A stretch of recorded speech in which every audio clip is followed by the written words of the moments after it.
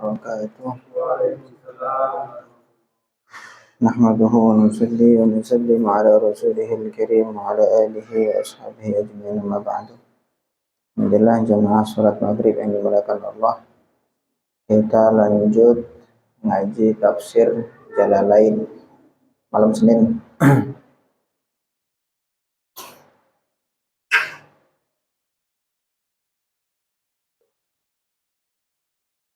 Ila hadratin Nabi Mustafa Muhammad sallallahu alaihi wasallam wa azwajihi wa dhurriyyatihi ajma'in.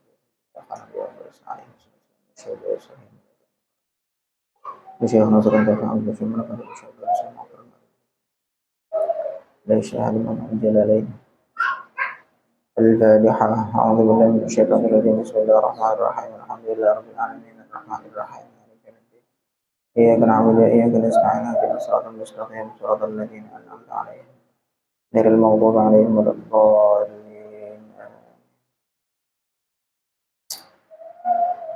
Bismillahirrahmanirrahim. Oke, biar istiqomah kita ngaji. Kemarin terakhir kita tafsir surah Al-Ikhlas.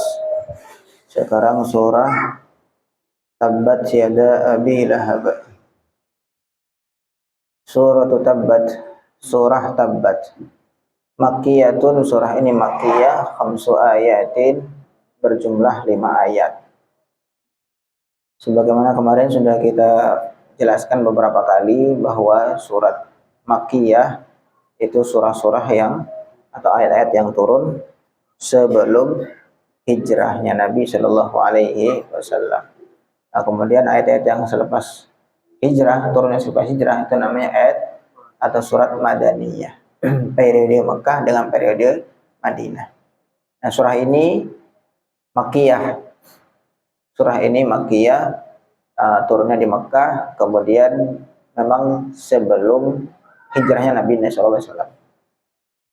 Bismillahirrahmanirrahim. Lamma da'a, ketika mengajak Nabi Sallallahu Alaihi Wasallam, Nabi mengajak qaumahu kepada kaumnya. Wa qala, dan Nabi bersabda, inni, sesungguhnya aku, nadhirun lakum, nadhirun, pemberi peringatan lakum, untuk kalian, baina yaday adzabin syadid, di hadapan azab yang pedih, azab yang luar biasa.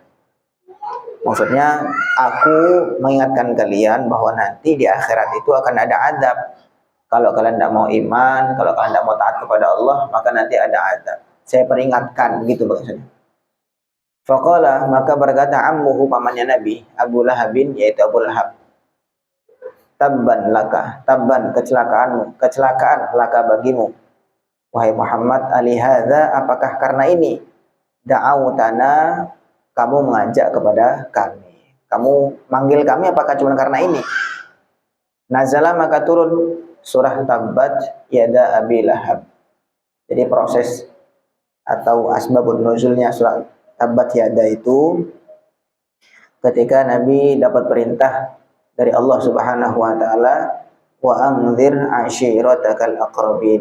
Ada perintah wa anzir ashiratakal aqrabin, surah Asy-Syu'ara itu, wa anzir, berilah peringatan, ashirataka, keluarga engkau, al-aqrabin, yang dekat-dekat. Maka Nabi mulai dakwah itu dari keluarga dekat. Keluarga dekat yaitu keturunan Bani Hashim. Bani Hashim, kakeknya Nabi Shallallahu Alaihi Wasallam. Nah, maka itu kan banyak. Maka dari Bani Hashim, Bani Abdul Muttalib dan seterusnya, itu beliau kumpulkan.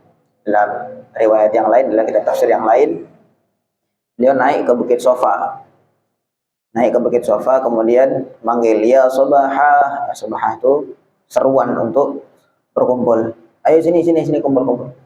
Begitu kumpul semua, kemudian Nabi Shallallahu Alaihi Wasallam mengatakan, ya Bani Fulan, sini, kamu keturunan ini, Bani ini. Fajtama'u ilaihi, kemudian mereka kumpul. Faqal, maka Nabi mengatakan, ara'aitum, bagaimana pendapat kalian? Lau akhbartukum, seandainya aku mengabarkan kepada kalian, an-na'iran, sesungguhnya ada satu kafilah, satu rombongan, takhruju, yang keluar, bisa fahihadal jabal, di lereng gunung ini. Aku untuk musaddiqi, apa kalian membenarkan aku? Beliau naik di bukit Safa, kemudian beliau mengatakan, sudah kumpul semua, dan mereka dengar bahwa ada seruan dari Nabi SAW. Wah, ini ada yang penting. Menurut mereka, dia kira ada yang penting. Kemudian Nabi mengatakan setelah kumpul, gimana pendapat kalian kalau aku mengabarkan bahwa di balik gunung ini ada satu rombongan yang akan menyerang kalian? Kira-kira kalian percaya nggak dengan apa yang aku sampaikan? Kalau mereka mengatakan, ma jarrabna 'alaika kadziban. Kami tidak pernah ada pengalaman engkau bohong. Selama engkau hidup bersama kami di Mekah ini sekian puluh tahun, engkau nggak pernah ada bohong. Kami tidak pernah punya pengalaman dibohongi oleh engkau ya Rasulullah. Tentu kami akan percaya. Gitu. Kemudian Nabi bersabda, fa inni, sesungguhnya aku nadhirun, memberi peringatan lakum untuk kalian, baina ya'di adzabin syadid, di hadapan azab yang agung. Bahwa nanti kamu kalau tidak beriman, tidak kenal kepada Allah Subhanahu wa taala, nanti kamu diazab. Selepas nanti mati, kamu akan dibangkitkan dan ada kehidupan kedua, kehidupan akhirat. Saya peringatkan itu. Begitu yang dikabarkan tentang akhirat. Maka faqala Abu Lahabin, maka Abu Lahab mengatakan, tabban laka, celaka engkau ya Muhammad. Celaka. Tabbat itu celaka. Ma jama'tana illa lihadza. Memangnya tujuan engkau mengumpulkan kami cuma ini saja, cuma mengabarkan bahwa nanti selepas mati hidup lagi, gitu aja. Bagi orang yang tidak ngerti tentang akhirat, ya ini sebuah lelucon. Sehingga ada kata-kata kasar dari pamannya sendiri, itu Abu Lahab. Summa qama, kemudian Abu Lahab berdiri bangkit meninggalkan majelis tersebut. Fanazalat hadhihi surah, maka turunlah surah ini. Jadi cerita turunnya surah Tabbat Yada itu adalah cacian dari Abu Lahab kepada baginda Nabi Muhammad SAW. Ketika Nabi mulai mengumpulkan kerabat beliau yang dekat-dekat. Tabbat, celaka, khasirat maksudnya rugi atau celaka, iada kedua tangan Abi Lahab. Ai jumlatuhu maksudnya bukan cuma kedua tangan tapi seluruhnya Abu Lahab. Wa abbara, dan Allah memberi takbir, memberi ungkapan anha dengan seluruh badannya. Allah SWT bil yada ini dengan kedua tangan. Allah memberi takbir, memberikan ungkapan dengan kedua tangan, majazan sebagai majaz. Lianna aktsarul af'al, karena kebanyakan perbuatan-perbuatan itu tuzawalu bihima, dikerjakan dengan kedua tangan. Jadi ya, celaka kedua tangan Abu Lahab. Maksudnya itu kata-kata majaz. Maksudnya ya semuanya, bukan cuma tangannya saja. Jadi sering banyak sekali kata-kata majaz dalam Al-Quran. Maka kita mesti teliti betul, tidak langsung memahami Al-Quran itu tekstual. Tidak bisa. Wa hadhil jumlah, maka jumlah ini maksudnya pernyataan tadi itu tabbat yada Abil Lahab, doaun adalah doa kecelakaan untuk Abu Lahab. Wa tabba, dan celaka. Tabbat yada Abi Lahabin wa tabba, dan celaka lagi. Khasira huwa, rugilah dia. Wa hadhihi khabarun, dan yang wa tabba yang kedua ini khabarun adalah kata-kata khabar. Khabar itu maksudnya penetapan bahwa memang benar-benar akan terjadi seperti yang di ayat pertama tadi itu. Jadi ayat pertama itu kan kalau doa itu seperti seakan-akan semoga celaka. Nah, kalau kabar itu berarti memang sudah nyata. Tabbat yada Abi Lahab, itu yang pertama, jumlah itu doa. Kemudian watabba, dan celakalah dia, maka ini khabar. Khabar itu berarti pastinya nyata. Taqaulihim, seperti ucapannya orang-orang Arab, ahlakahullah wa qad halak. Ahlakahullah, semoga Allah menghancurkan dia atau membinasakan dia. Wa qad halaka, dan sungguh dia telah celaka. Jadi itu yang pertama, semoga Allah mencelakakannya. Semoga Allah membinasakan dia. Wa qad halaka, dan memang sudah celaka. Walamma khawwafahu, ketika menakut-nakutinya, ketika mengancamnya Nabi sallallahu alaihi wasallam, Nabi mengancam Abu Lahab bil adzab, dengan azab, atau walamma khawwafahu Nabi bil adzab, ketika Nabi mengancam Abu Lahab dengan azab, faqala, kemudian Abu Lahab mengatakan, in kana ma yaqulu, in kana, kalau ada, ma yaqulu ibnu akhi, apa yang diucapkan oleh keponakanku, ibnu akhi, anak dari saudaraku, itu keponakanku si Muhammad itu, haqqan, benar, kalau ucapan Muhammad benar, fa inni, sungguhnya aku, aftadi, aku akan menebus, minhu, dari azab itu, bimali, dengan hartaku, wa waladi, dan anakku. Kalau emang benar kata dia, dan takut juga dia, nah, diancam oleh Nabi Muhammad SAW, turun ayat tabbat yada abi lahabin wa tabba. Kemudian karena dia takut juga, karena memang nggak pernah ada sejarahnya Nabi Muhammad bohong selama sekian puluh tahun, nggak pernah orang Mekah itu punya pengalaman dibohongi oleh Nabi Muhammad, sehingga ada ancaman itu, takut juga dia. Kalau emang dia benar ini si Muhammad ya ucapannya, tak tebuslah dengan hartaku dan dengan anakku, maksudnya biar aku selamat, biar hartaku yang binasa, anakku yang binasa, aku selamat dari azab. Nazala, maka turun, ma aghna anhu maluhu wa ma kasab, ma aghna, tidak mencukupi, anhu, darinya, tidak mencukupi, anhu, darinya, maluhu, hartanya, wama, dan apa-apa, kasaba, yang dia usahakan. Ai wa kasbuhu, yaitu maksudnya usahanya, waladuhu, anaknya, wa aghna bimakna yugni, maksudnya aghna bimakna yugni, apapun yang dia usahakan tidak mencukupi untuk menembus dia. Ya, dia mau menyatakan, saya akan tak tebus lah dengan hartaku, dengan anakku. Kemudian Allah nyatakan lagi, ditolak lagi sama Allah, ma aghna anhu maluhu wa ma kasab, apapun hartanya, kemudian anak-anaknya, dan apapun usahanya, tidak akan bisa melindungi dia dari keputusan Allah Subhanahu wa ta'ala. Ya Allah. Jadi ini termasuk mukjizat Al-Quran ya, termasuk mukjizat Al-Quran.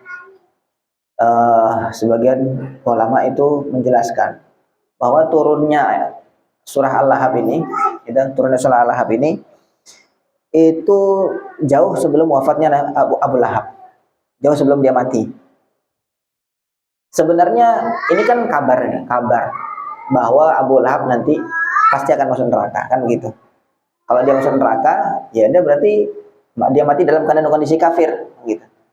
Kalau memang dia mau membuktikan bahwa Nabi Muhammad adalah bohong, firman itu untuk bohong, tinggal dia masuk Islam, kan gitu kan. Tinggal dia masuk Islam, berarti ayat ini bohong, kan gitu. Tapi itu nggak terjadi, dan itu bertahun-tahun sampai si Abu Lahab mati. Itu dia tidak bisa masuk dalam Islam, karena sudah dicap sama Allah SWT sebelum dia mati, sudah dicap dia masuk dalam penghuni neraka.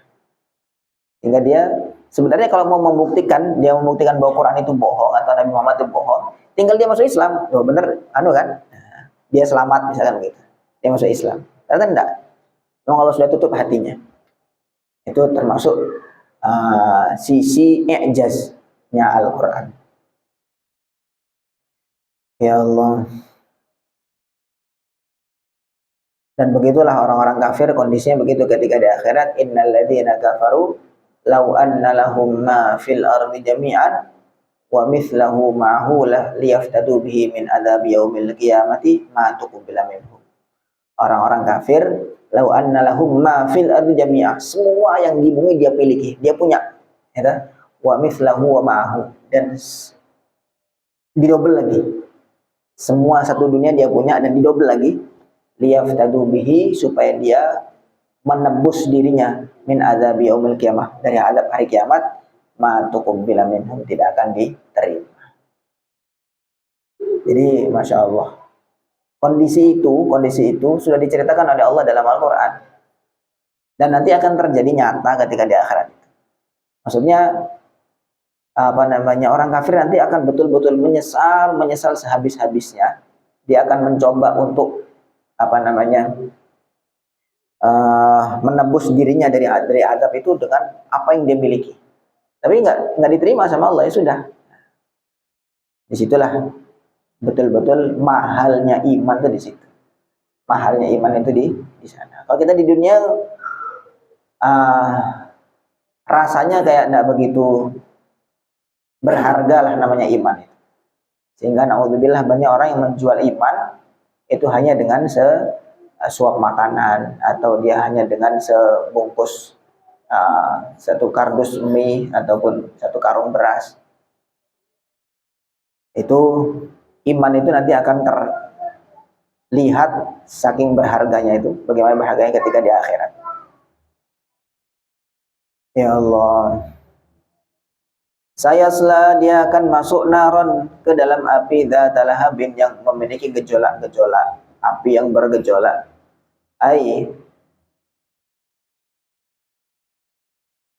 Tulhabu atau talahub, api yang bergejolak. Watu qadu, dan dipanaskan, dikobarkan. Fahiyya, maka neraka itu ma'alu takniyatihi, tempat kembali yang sesuai dengan kunyahnya. Ada di istilah Arab itu namanya kunyah. Kunyah itu julukan yang diawali dengan abu atau ummu. Abu atau ummu itu namanya kunyah. Misalkan Abu Lahab itu namanya kunyah. Namanya bukan asli Abu Lahab sebenarnya. Itu namanya kalau dalam istilah Arab itu kunyah. Ada laqab. Kalau laqab itu julukan lain, julukan yang bebas, julukan bebas. Kalau kunyah itu diawali dengan abu, biasanya dengan anak pertama biasanya gitu. Termasuk Nabi Muhammad, siapa kunyahnya? Abul Qasim. Nabi Muhammad itu punya kunyah, julukan lain yang diawali dengan Abul Qasim, karena anak pertama namanya Qasim. Dan itu juga masyhur di Indonesia kan juga sering tuh, Pak Adam, Pak Bagus, Pak siapa begitu, dinamai dengan anak pertama, Pak Pur dan semacamnya. Nah itu kok di dalam Arab namanya kunyah. Nah itu Abu Lahab. Dan itu kalau di Arab tidak selalu dengan nama anak. Umumnya dengan nama anak, tapi tidak selalu. Kadang-kadang memang karena dinisbatkan, dihubungkan dengan apa yang identik dengan dia. Begitu. Nah Abu Lahab itu di antara sebab kenapa dia dikunyahkan atau diberi julukan Abu Lahab, karena memang lahab itu kan artinya surah Al-Lahab, api yang bergejolak, api yang berkobar. Itu memang wajahnya ganteng. Wajahnya ganteng. Putih kemerah-merahan begitu. Nah, kemudian dia dijuluki dengan Abu Lahab karena memang wajahnya ganteng. Litalahu biwajhihi, karena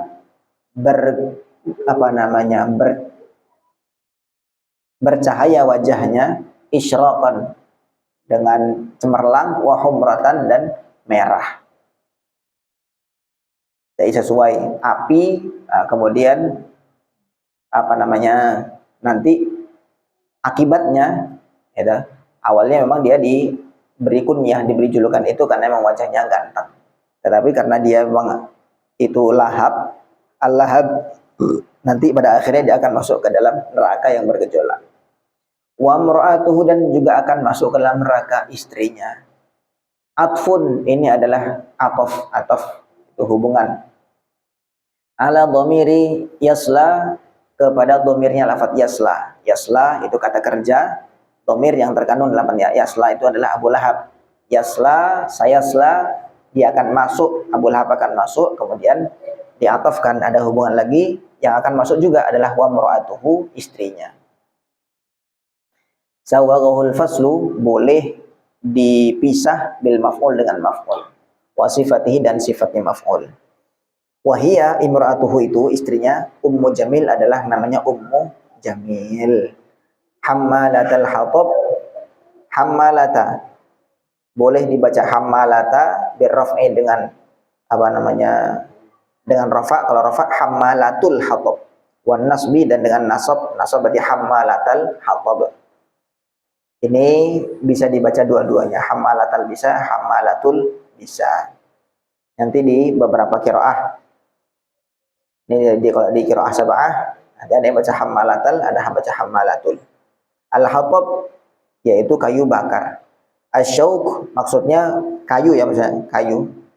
Asyauk maksudnya al-hatab itu asyauk duri, wasa'dan, dan tumbuhan sa'dan. Sa'dan itu jenis tumbuhan yang berduri juga. Tulqihi, yang Ummu Jamil itu melemparkan syauk wa sa'dan, duri dan tumbuhan duri itu, fi tariqin Nabi sallallahu alaihi wasallam, di jalannya Nabi sallallahu alaihi wasallam. Istrinya juga sering begitu, sering mengganggu Nabi sallallahu alaihi wasallam. Di mana Nabi lewat, nah itu dijebak, dikasih jebakan, dikasih duri-duri, hal-hal yang mengganggu Nabi sallallahu alaihi wasallam. Fi jidiha, di lehernya imra'atuhu, unuqiha maksudnya di lehernya, hablun, ada tali, min masadin, dari sabut, ailifin maksudnya adalah sabut, wa hadhil jumlah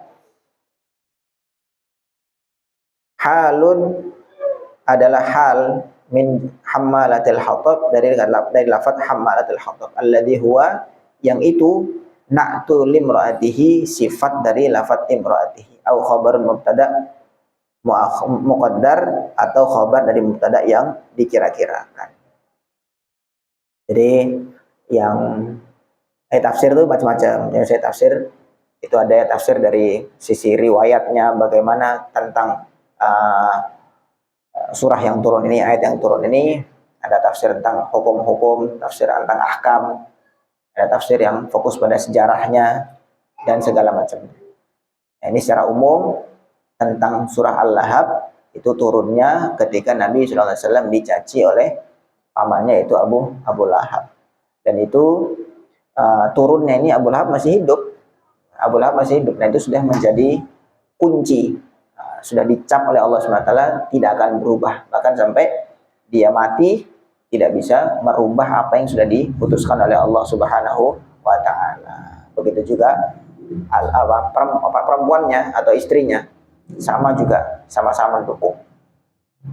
Yang bisa kita ambil pelajaran di sini yaitu betul-betul mahal hidayah dari Allah, itu betul-betul mahal.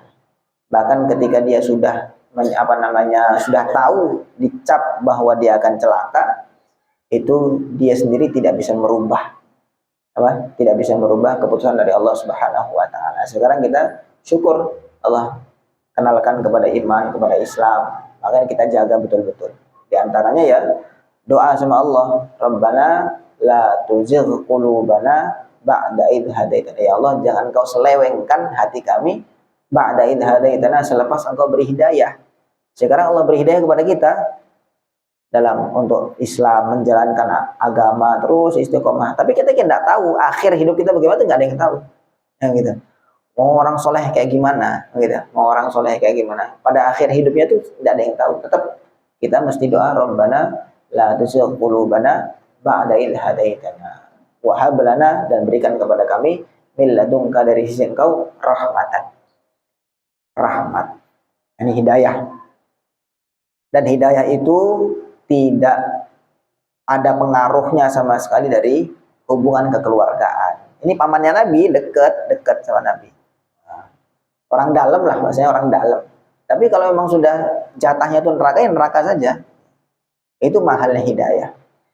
Jangankan keluarga, maksudnya ya, istri yang biasa yang satu kumpul satu rumah, bahkan tidur satu selimut, satu kasur, itu kalau memang sudah jatahnya neraka, ya neraka. Sehingga Allah nyatakan, daraballahu mathalan lil ladzina kafaru imra'atan Nuh wa imra'atan Lut. Allah berikan contoh orang-orang kafir itu imra'atan Nuhin wa imra'atan Lut. Istrinya Nabi Nuh dan istrinya Nabi Lut. Kana tahta abdaini min ibadina sholihain. Keduanya berada dalam pengaturan, dalam kekuasaan ibadina salihain. Hamba kami yang soleh dua-duanya, nabi kok, kurang soleh apa? Fakhanatahuma, tapi keduanya berkhianat kepada suaminya. Falam yughniya anhuma minallahi syai'ah. Dan si suaminya pun tidak bisa merubah keputusan Allah. Ini gitu malu istri. Nah sebaliknya, wa daraballahu mathalan lil ladzina amanu imra'ata fir'aun, dan Allah berikan contoh orang iman itu seperti istrinya Fir'aun. Istri Fir'aun gimana? Istrinya orang paling durjana, orang paling durhaka sama Allah sampai ngaku Tuhan. Tapi ketika Allah kasih jatah dia iman, ya iman saja. In qalat rabbi ibni li 'indaka baitan fil jannah, dia maknanya ya Allah bangunkan untuk aku baitan fil jannah, satu rumah, satu istana di surga. Indaka, di sisi engkau, baitan fil jannah, satu rumah, satu istana di surga. Wa najjini min fir'auna wa amalih, ya Allah, dan selamatkanlah aku dari Fir'aun dan amalnya dan usaha-usahanya. Itu. Sehingga diceritakan Fir'aun tuh tidak bisa menggauli istrinya sampai mati. Sampai mati. Ya Allah. Ya, itu yang bisa kita ambil mungkin pelajaran-pelajaran bahwa hidayah itu betul-betul mahal. Nah, kita jaga hidayah yang ada dalam diri kita ini dengan istiqomah, dengan doa, dengan sungguh-sungguh menjalankan perintah-perintah Allah Subhanahu wa Ta'ala. Oke, insyaallah satu surah ini saja ya. Bisa kita lanjut ke surah berikutnya. Mudah-mudahan bisa difahami, ya tambahan ilmu untuk kita semuanya. Subhanallah bihamdihi, subhanakallahumma bihamdika, asyhadu an la ilaha illa anta, astaghfiruka wa atubu ilaik. Assalamualaikum warahmatullahi wabarakatuh.